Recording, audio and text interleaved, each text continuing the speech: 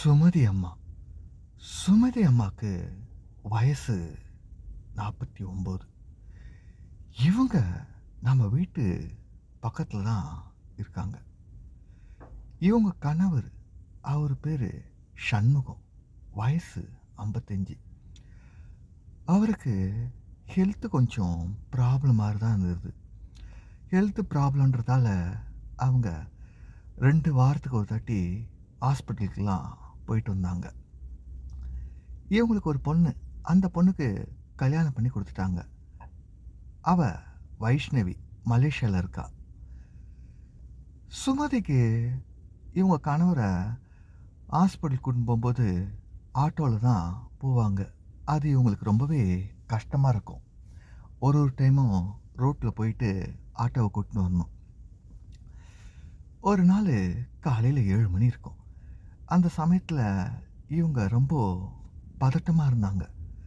நான் உடனே கேட்டேன். "என்னம்மா? என்னாச்சுன்னேன்." "இல்ல ஹாஸ்பிட்டலுக்கு போணும். ஆட்டோ வேற இல்ல. மழை வேற வர்ற மாரி இருக்கு. என்ன பண்றதுன்னே தெரியலன்னாங்க." நான் உடனே, "சரி இருங்க.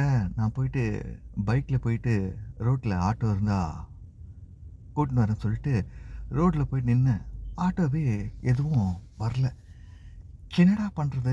அப்படின்னு சொல்லிட்டு நேரா சுமதி அம்மா வீட்டுக்கு வந்தேன். "அம்மா ஆட்டோ எதுவும் காணோம்.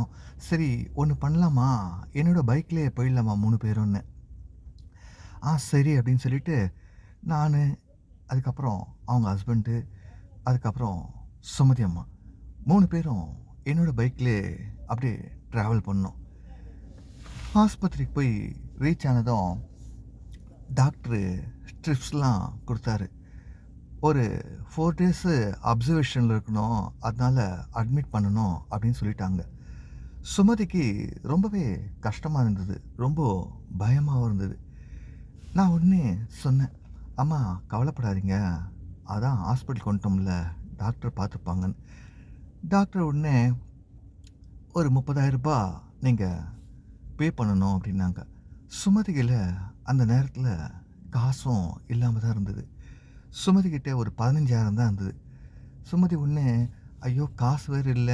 ஜுவல்ஸு எடுத்துன்னு போய் பேங்க்ல தான் வாங்கணும்" அப்படின்னா. "சரி இருங்கம்மா, என்னோட ஏடிஎம் கார்டுல காசு இருக்கு.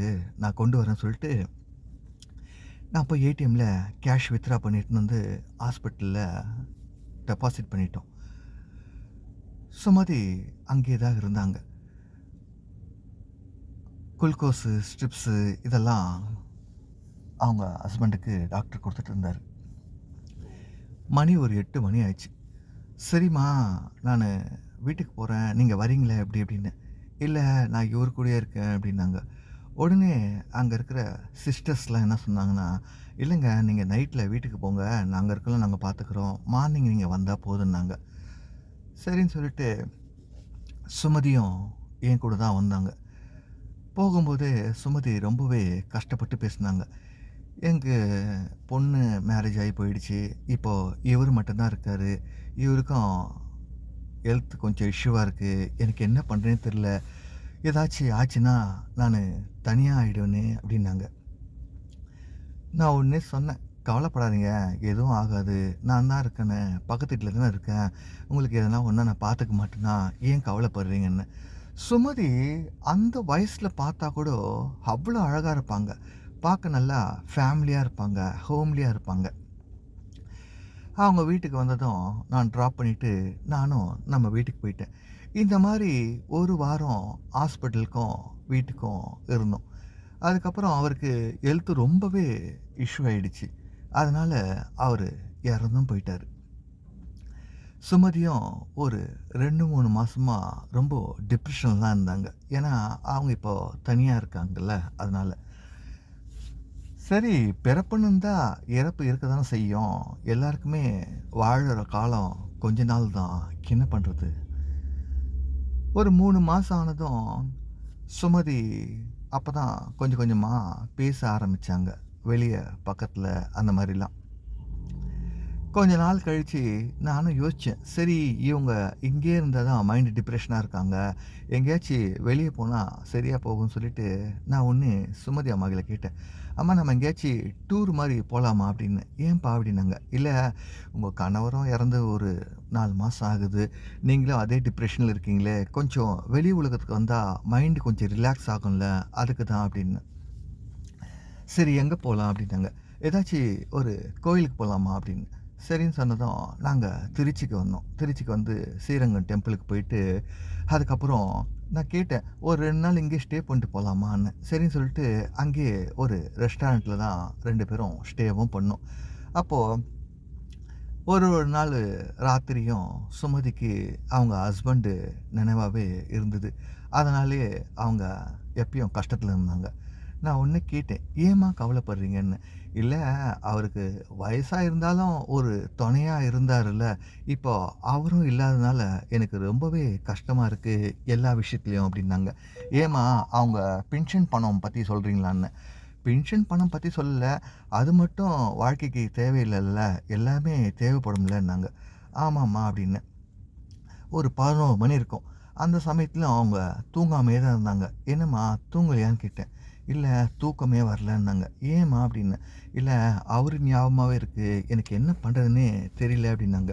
நான் அப்ப தான் கொஞ்சமா பேச ஆரம்பிச்சேன். "சரிம்மா, அவரு இல்லாத இடத்துல நான் இருக்கிறேன். உங்களுக்கு என்ன தேவையோ நீங்க என்கிட்ட தாராளமா சொல்லலாம்னது தான்." அவங்க சொன்னாங்க. இல்ல, எல்லா பெண்களுக்குமே அப்பப்போ என்னென்ன தேவையோ அதெல்லாம் கிடைச்சா தானே மனசுக்கும், மைண்டுக்கும் நிம்மதியா இருக்கும்னாங்க. ஆமாம்மா, கரெக்ட்டு தான்னு. நான் உடனே சொன்னேன், எனக்கு தான் உங்கள ரொம்ப புடிச்சிருக்கு. என்ன ஒண்ணு, உங்களுக்கு எனக்கு வயசு மட்டும் தான் வித்தியாசம். ஆனா, எனக்கு உங்கள ரொம்பவே பிடிக்கும் அப்படின்னு. நிஜமாவா? அப்படின்னாங்க. ஆமான்னேன். சரி, என் கணவர் இல்லாத இடத்த நீ இருப்பேன்னு சொன்னியே, எப்படிலாம் இருப்ப? அப்படின்னாங்க. எப்படி வேணா இருப்பேன். உங்களுக்கு புடிச்ச மாரி இருப்பேன்னு சொல்லிட்டு, அன்னைக்கு நாங்க இருக்க ஆரம்பிச்சோம். அப்படி இருந்ததுமே சுமதிக்கு இன்னும் சந்தோஷமா போயிடுச்சு.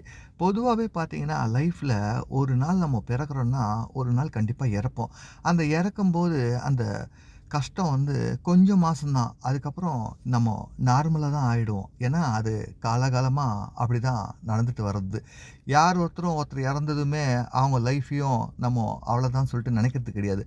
ஒரு 6 மாசம், 1 வருஷம் அதுக்கப்புறம் வந்து நம்ம நார்மலா ஒர்க் பண்ண போயிடுவோம். அந்த மாரி தான் சுமதியும்.